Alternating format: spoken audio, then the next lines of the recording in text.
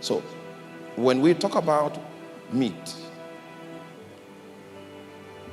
we're actually referring to doctrine. So the first thing that Nebuchadnezzar does when he welcomes you into his kingdom, and this is kingdom, the aspect of his kingdom he welcomes you into is the educational aspect. He's hoping to give you meat. He's hoping to feed you with his own doctrine, his own philosophy. And the moment he succeeds in feeding you with a philosophy that is contrary to the philosophy you came with, your life, no matter how endowed you are, becomes a platform to adorn Babylon. As long as there's a switch in your doctrine, a switch in your value system, a switch in your ideals, you become a candidate that is adorning Babylon with your endowment. If you have followed my teaching online, you would have realized that I'm an unapologetic preacher of blazing holiness. You can't. I don't only like righteousness, I hate wickedness with passion. Most of you like righteousness, but your score with wickedness has not been settled. So you can still commit an abortion. Even though you like righteousness, you can accommodate a little. Yeah. So you must have realized that. So a pastor called me and said, "Hey, where are you going with this your holiness thing? That in one of our cities in Nigeria, okay? And that's the city that holds the largest number of pastors. He said 8 out of 10 pastors in this city have side chicks. So I don't know where you're going with this, your holiness. Are you going into the past or into the future?" That is the voice of a man that Nebuchadnezzar has changed his doctrine.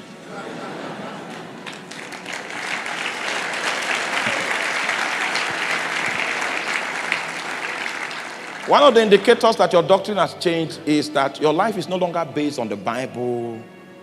It's based on the relativism of your sociology. So you now view yourself and say, well, I'm not among the bad people. Well, I just have 2 guys, 2 boys that I'm servicing. The real bad people, you have already accepted a doctrine from Nebuchadnezzar. That's why your value system has shifted. And the Bible is no longer your reference point. You have imbibed, you have eaten from his table. And Jesus said, I was not talking about bread. Are you guys ignorant of what happened when I prayed on bread and we fed 5,000 and how many baskets you picked up?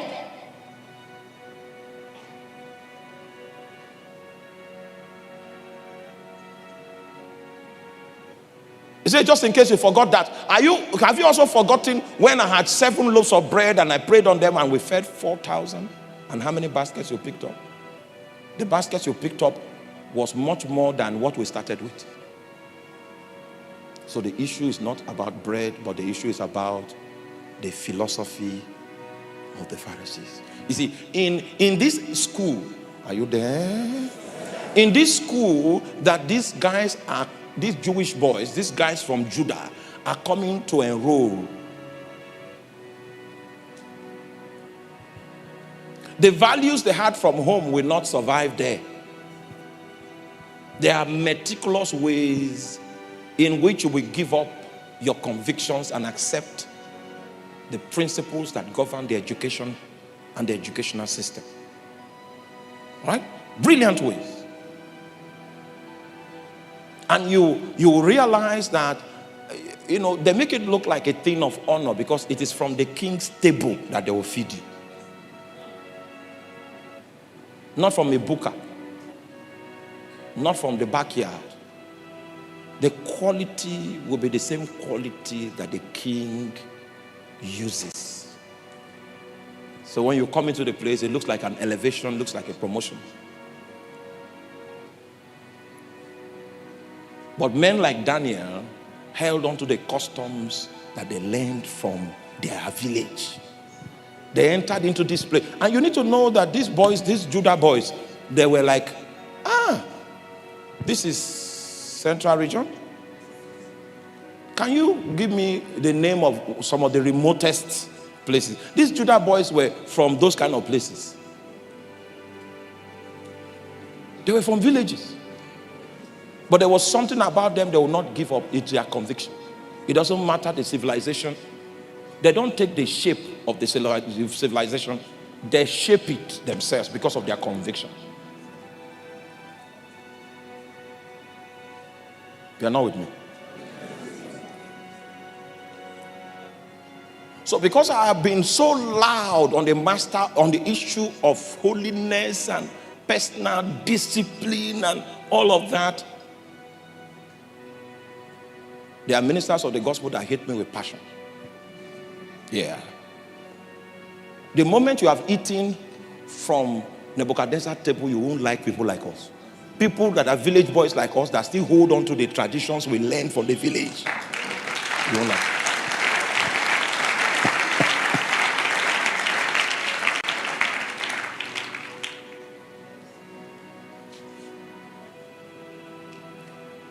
So there's a conflict.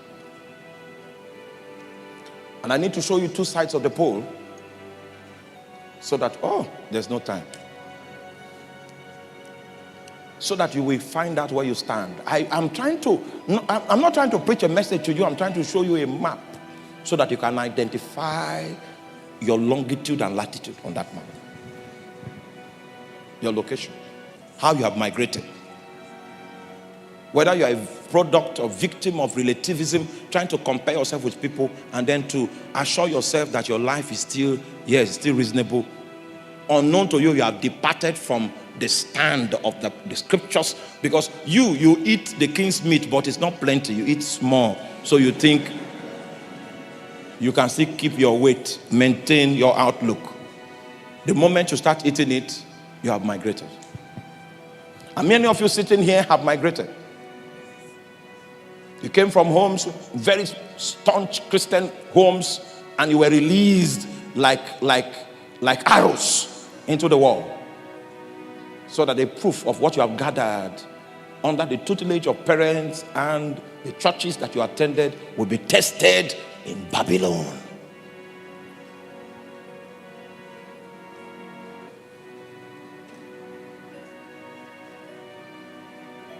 You know, while I was on campus, I was very rugged. I was a radical Christian. That is not normal. You know, the crazy. That was how I was.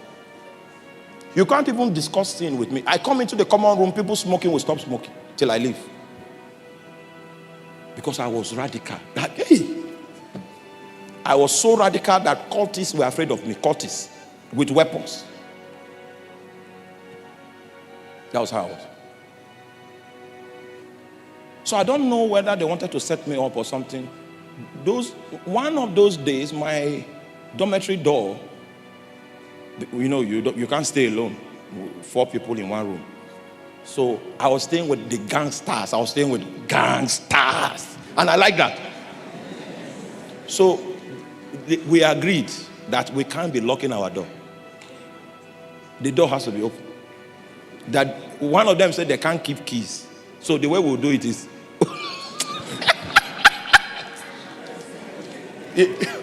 leave the door. And those guys were so rugged that you can't even steal from that. They were.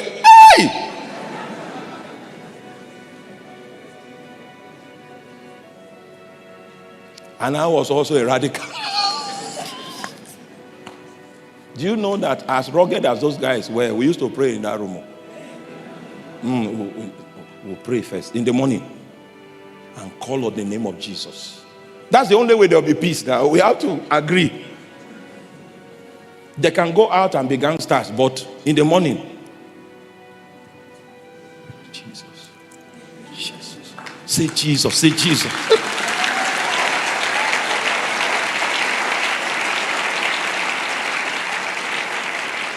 Everything in your environment is determined to make you begin to accept a new doctrine. And some of you have already swayed. You're already floating in the philosophy of the realm. So our room had no lock. You just come in and you go out. So you can come in, find someone with ladies. All right? It's okay. They can even greet you and say, oh, well, okay. Your book is there. Your book is there. Yeah, so I used to stay all night reading and praying because my room is a brothel. And I was like that for one session. Because I did not want to eat of the portion of what? Of the king's meat. One of those days I was in the room trying to get my stuff, and a lady just came and removed her clothing. I think she forgot who I was because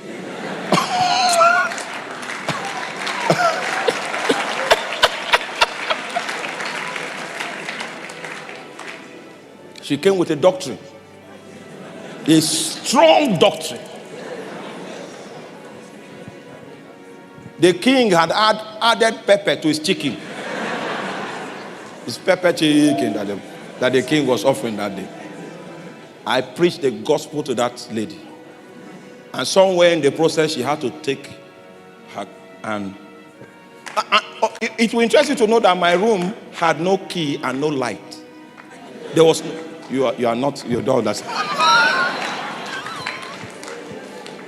There was no light. The first agreement was that we will pray. Then the second agreement is no key, no light. So this is how we balance this matter. Prayer must be in the room, but no key, no light.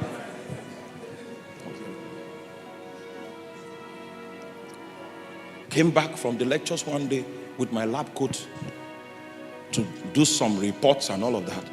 And then the cult people had fought. They had poisoned my roommate to die. And the cult guys, the rugged guys, were there. As I was coming, he was asking for me, just asking for me. So when I came, I wanted to pray for him.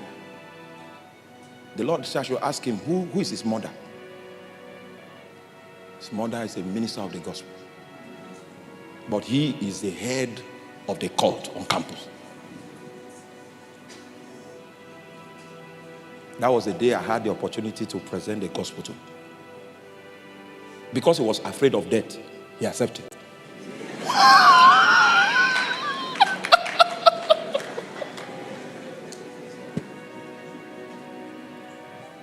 Slept.